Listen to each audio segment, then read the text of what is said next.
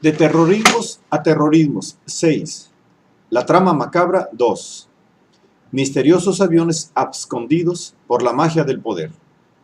Los otros dos casos del oscuro, 11 de septiembre de 2001, parte 1. Esta es una obra del maestro Héctor Alejandro Mora Gallardo. La explicación proporcionada por el FBI del avión misterioso, cuya existencia originalmente negaron, sirve no tanto para dar confianza, sino para reforzar la sospecha de que hay algún tipo de encubrimiento, que el gobierno está manipulando la verdad de una manera que considera aceptable para el público estadounidense en general. Todo es especulación. Ese es el problema con la historia del vuelo 93.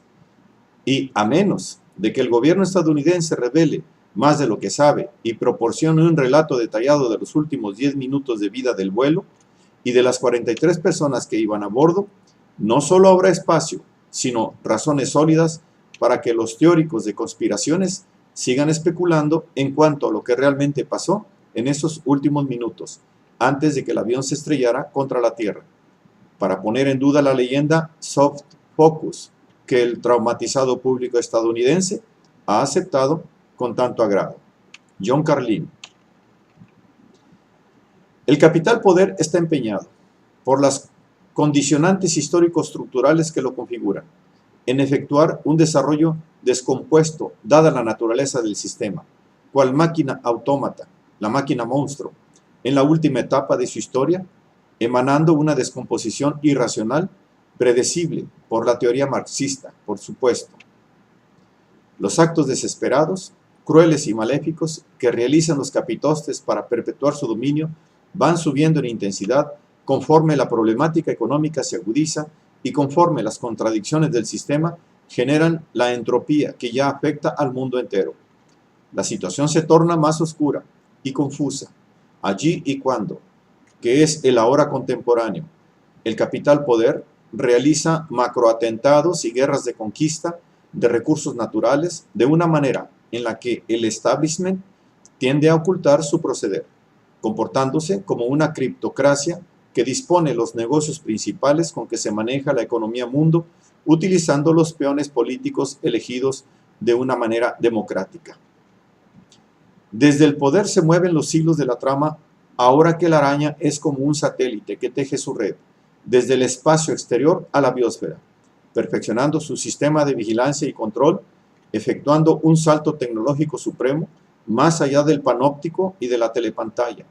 Cuán perversamente sofisticado puede ser el poder del imperio que puede provocar, ocultar y alterar eventos de la magnitud de los atentados de aquel 11 de septiembre, maquinándolos a la par que va creando versiones ficticias, casos inverosímiles que presenta a la opinión pública con la intención de manipularla, ejerciendo una especie de taumaturgia que transfigura a los ojos del mundo acontecimientos de la magnitud del atentado perpetrado contra el Pentágono, en el que se involucra un Boeing 757 y sin embargo nada está claro, porque allí en donde el capital poder tiene intereses e intenciones soterradas y retorcidas, la realidad se puede falsificar como el acto de magia de un prodigioso ilusionista.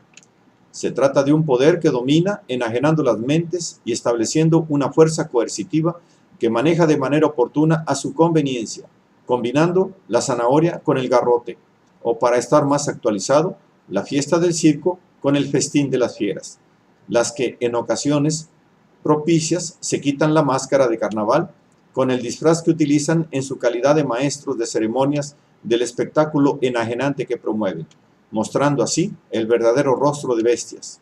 Así es que un poder que domina enajenado a las mentes y estableciendo la fuerza represiva cuando le es pertinente, puede provocar eventos aterradores a su conveniencia, empujando al mundo hacia una situación similar a la predicha por George Orwell en su obra 1984. Las controversias que han producido los otros dos casos ocurridos en la fecha aciaga se debe a que resultan más oscuros en su acaecer, no tratándose de atentados visibles a los ojos del mundo, sino que acontecieron sin que el vídeo o los ojos de numerosos testigos presenciales lo contemplaran.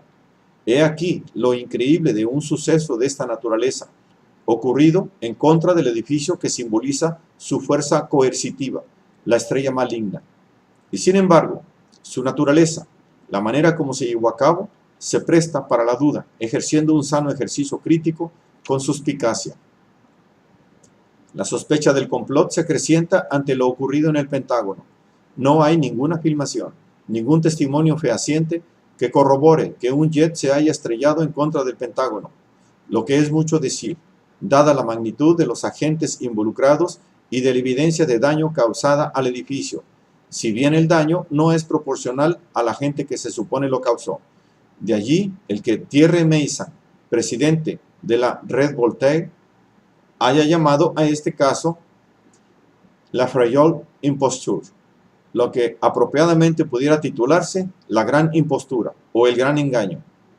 Las filmaciones y las fotos posteriores al impacto, como hace ver el investigador francés, no concuerdan con lo que un Boeing 757 hubiera provocado, además de que no hubo resto alguno del Boeing que fuera identificado, ofreciendo Meyssan otros dos posibles agentes causantes de la debacle, un camión bomba. La agencia Associated Press, en su primer despacho informativo, señalaba que tal fue la causa de la explosión, versión que desde luego fue desmentida por el Pentágono. Y como segunda hipótesis o causa alternativa, refiere que pudo ser un misil teledirigido, un proyectil que semeja a un pequeño avión ultramoderno. Al parecer, sí hay testigos que lo vieron. De manera que el atentado ocurrido en el Pentágono, tal y como la versión oficial lo expresa, viene a ser la más grande farsa que se haya expuesto a la opinión pública, inverosímil y contradictorio, evidenciando manipulación y alteraciones pro encubrimiento. Inverosímil resulta el creerse que el 757-200 volase siguiendo una trayectoria complicada, tan difícil que requería de la pericia de un piloto experimentado y no de un piloto inexperto, que se supone era la primera vez que volaba un avión de esa magnitud y en condiciones no aptas para ningún nervioso, siendo la maniobra final de por sí extraordinaria. El Boeing debió de hacer un viraje de 330 grados, bajando desde una altura de 2.300 metros en 2 minutos, volando a 700 kilómetros por hora, para lanzarse a esa increíble velocidad en vuelo raso, sin tocar el césped hasta estrellarse en contra del lado del edificio del Pentágono, cuya fachada tiene un alto de 24 metros.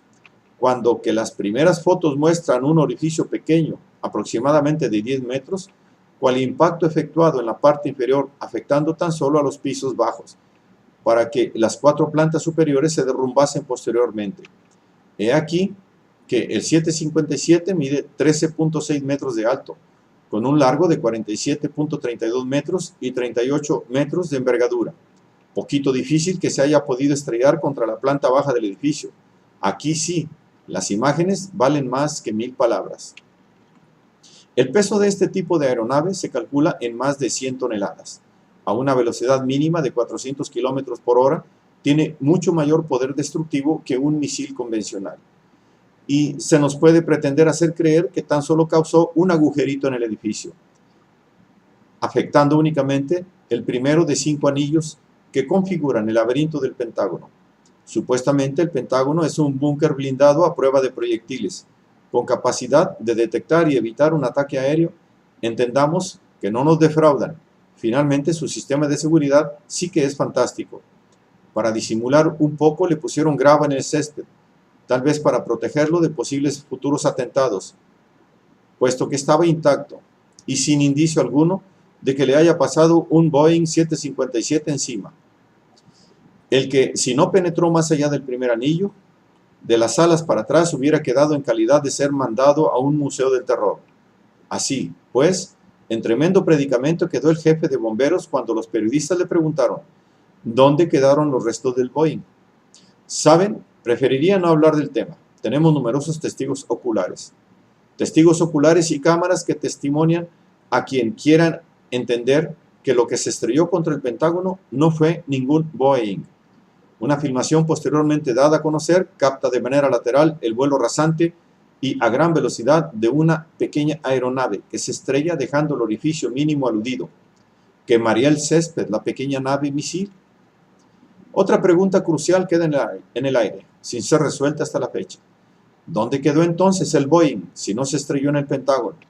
¿Los magos del Pentágono lo desaparecieron en el Triángulo de las Bermudas? El último de los aviones derribados aquel 11 de septiembre fue el vuelo 93 de United Airlines, caído en Shanksville, Pensilvania, a las 10:06 am, en cuyo caso se sabe a ciencia cierta el sitio en el que cayó, mas no la causa que lo derribó.